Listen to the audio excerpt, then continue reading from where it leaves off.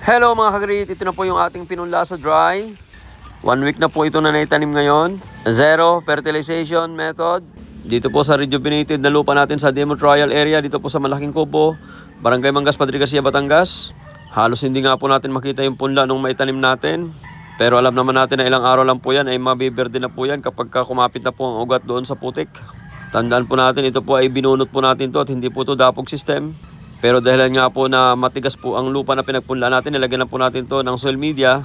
Kaya pagbunot po natin ay napakalambor, sabi ng Batanggenyo, napakalambor. Malambot po bunutin at hindi po pumasok ang ugat doon sa matigas na lupa. Isa na namang magandang teknolohiya po yung pagpupunla doon sa dry na lupa.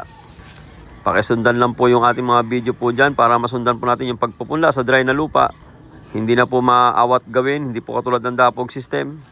At hindi rin po sa katulad ng tradisyonal na pagpupunda na pumapasok ang ugat doon sa putik tapos pag hinila mo napuputol.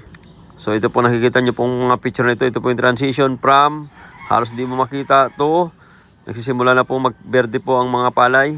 Kasi nga po tandaan po natin isang hibla lang po ang pagkakatanim po natin ito. Obserbahan po natin ito kung gaano po katindi magsuhi nitong Jasmine 479 na breeder seed na paparamihin po natin para ipamigay na naman po sa Luzon, Visayas, Mindanao ng mga followers natin. Salamat po sa pag-share.